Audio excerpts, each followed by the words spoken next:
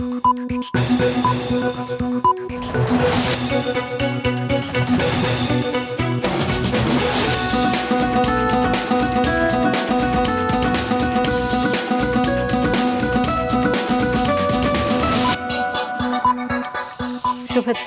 স্বাগত মাছরাঙা সংবাদে। আপনাদের সঙ্গে আছি কাজী রওশনারা সাকিব।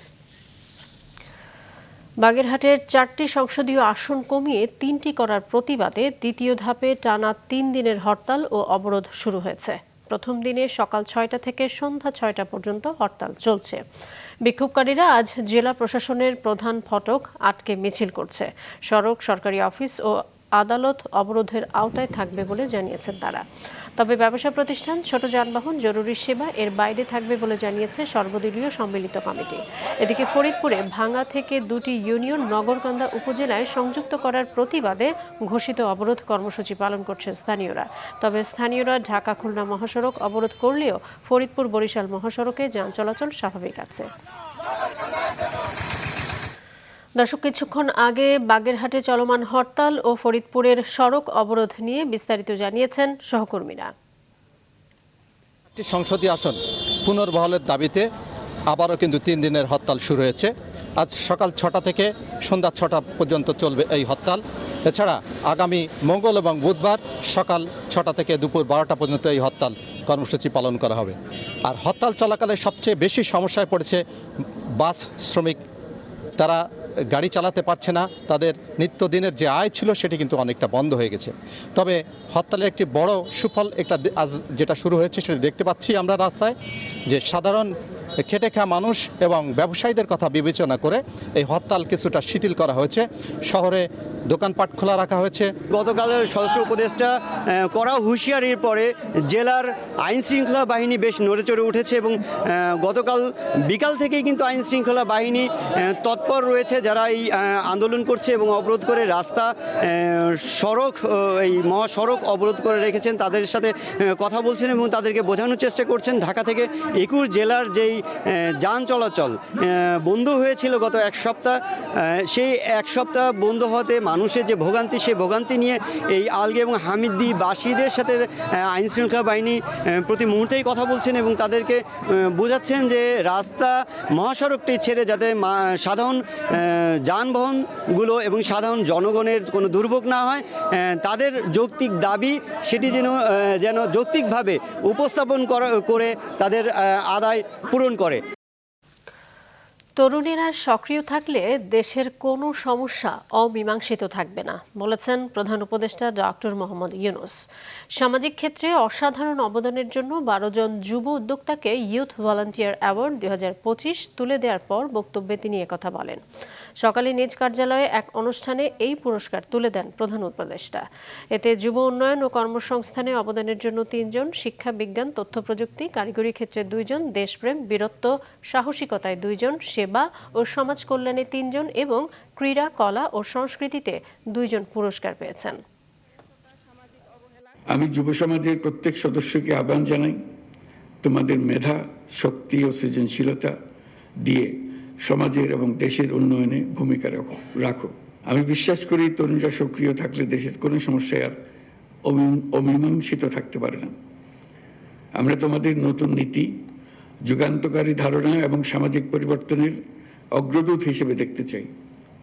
তোমাদের সম্মিলিত প্রয়াসেই বাংলাদেশ একটি উন্নত, মানবিক এবং উদ্ভাবনী রাষ্ট্র হিসেবে বিশ্বে মাথা উঁচু করে দাঁড়াতে পারবে। জুলাই আগস্টে সংঘটিত গণহত্যার ঘটনায় মানবতাবিরোধী অপরাধের মামলায় শেখ হাসিনা সহ 3 জনের বিরুদ্ধে সাক্ষ্য গ্রহণ আজ। এজন্য আন্তর্জাতিক অপরাধ ট্রাইব্যুনালে হাজির হয়েছেন দৈনিক আমার দেশ পত্রিকার সম্পাদক মাহমুদুর রহমান। আজ আরও সাক্ষ্য দেওয়ার কথা রয়েছে জাতীয় নাগরিক পার্টির আহ্বায়ক নাহিদ ইসলামের। এ পর্যন্ত ট্রাইব্যুনাল মোট 45 জনের সাক্ষ্য গ্রহণ শেষ হয়েছে। গত 10 জুলাই সাবেক প্রধানমন্ত্রী শেখ হাসিনা, সাবেক স্বরাষ্ট্রমন্ত্রী আসাদুজ্জামান খান কামাল ও সাবেক আইজিপি চৌধুরী আবদুল্লাহ আল মামুনের বিরুদ্ধে আনুষ্ঠানিক অভিযোগ গঠনের মাধ্যমে এ মামলার বিচার শুরু হয়। দ্বিতীয় দিনের মতো চলছে চট্টগ্রাম কেন্দ্রীয় ছাত্র সংসদ চাকসু নির্বাচনের মনোনয়নপত্র বিতরণ। সকাল থেকে 8 জন মনোনয়নপত্র সংগ্রহ করেছেন।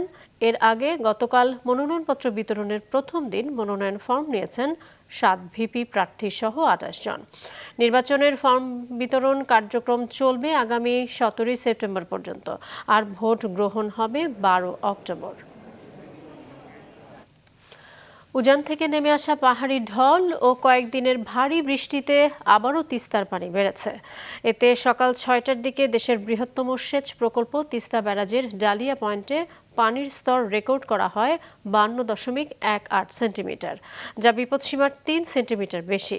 পানি নিয়ন্ত্রণে ব্যারাজের 44টি জলকপাট খুলে রেখেছে কর্তৃপক্ষ। যশোর ঢাকা মহাসড়কের ভাঙ্গুড়া বাজারের কাছে সড়ক দুর্ঘটনায় পুলিশ কর্মকর্তা ও সেবক দলের সাবেক এক কেন্দ্রীয় নেতা সহ 3 জন নিহত হয়েছেন। নিহতরা হলেন যশোর সদরের বসুন্দিয়া গ্রামের আকরার হোসেন ও শহরতলি ভেকুটিয়া এলাকার আবু জাফর। পুলিশ জানিয়েছে, বাঘারপাড়ার ভাঙ্গুড়া বাজারের কাছে সড়কে বাঁশ বোঝাই একটি ট্রাক দাঁড়িয়েছিল। ঢাকা থেকে যশোরমুখী নড়াইল এক্সপ্রেস ট্রাকটিকে পেছন থেকে ধাক্কা দেয়। এতে বাসের ভেতরে বাঁশ ঢুকে হতাহতের ঘটনা ঘটে। সনাতন ধর্মাবলম্বীদের সবচেয়ে বড় ধর্মীয় আয়োজন শারদীয় দুর্গোৎসবকে ঘিরে চলছে প্রস্তুতি। মণ্ডপে মণ্ডপে চলছে প্রতিমা নির্মাণ, রঙের কাজ ও আলোকসজ্জার ব্যস্ততা। 21শে সেপ্টেম্বর মহালয়ার মাধ্যমে দেবীর আগমনী বার্তা ছড়িয়ে পড়বে, আর 28শে সেপ্টেম্বর মহাষষ্ঠীর মধ্য দিয়ে শুরু হবে 5 দিনের পূজার আনুষ্ঠানিকতা। শিল্পীরা দিন রাত পরিশ্রম করে গড়ে তুলছেন দেবী দুর্গা, লক্ষ্মী, সরস্বতী, কার্তিক, গণেশ ও মহিষাসুরের প্রতিমা। তাদের কাজ দেখতে মণ্ডপে ভিড় জমাতে শুরু করেছেন দর্শনার্থীরা। অনেকেই পরিবার পরিজন নিয়ে গিয়েছেন। আজ থেকে পদ্মা সেতুতে স্বয়ংক্রিয়ভাবে টোল আদায় শুরু হচ্ছে। আপাতত পাইলটিং আকারে চালু হচ্ছে আধুনিক nonstop electronic toll collection system. দুপুর 2টা থেকে এ ব্যবস্থায় গাড়ি থামানো ছাড়াই নির্ধারিত লেন ব্যবহার করে স্বয়ংক্রিয় টোল পরিশোধ করে সেতু পার হওয়া যাবে। এতে আগে থেকে রেজিস্ট্রেশন করা গাড়িগুলো ইটিসি লেন ব্যবহার করে 30 কিলোমিটার গতিতে টোল প্লাজা পেরিয়ে যেতে পারবে। আপাতত একটি ব্যাংক এ সেবা দেবে। আন্তর্জাতিক প্রসঙ্গ, 24 ঘন্টায় অবরুদ্ধ গাজা উপত্যকায় ইসরায়েলি অভিযানে অন্তত 53 প্যালেস্টাইনি নিহত হয়েছেন। অনাহারে মৃতের সংখ্যা বেড়ে 422 জনে পৌঁছেছে। জাতিসংঘ ও মানবিক সংস্থাগুলো জানিয়েছে, গাজায় কোথাও আর নিরাপদ আশ্রয় নেই, এমনকি এই কথিত মানবিক অঞ্চলেও নেই। প্রতিদিন শরণার্থী শিবিরে মানুষের ভিড় বাড়ছে। ইসরায়েলের নতুন অভিযান উত্তরাঞ্চলের নগর কেন্দ্র দখল ও সেখানকার জনগণকে উৎখাতের লক্ষ্যেই চালানো হচ্ছে। তবে ইসরায়েলের দাবি, তারা সশস্ত্র গোষ্ঠীগুলোকে লক্ষ্য করে হামলা চালাচ্ছে। এই ছিল এখনকার মতো। ফেসবুকে আপডেট পেতে ভিজিট করুন মাছরাঙা টেলিভিশনের পেজে।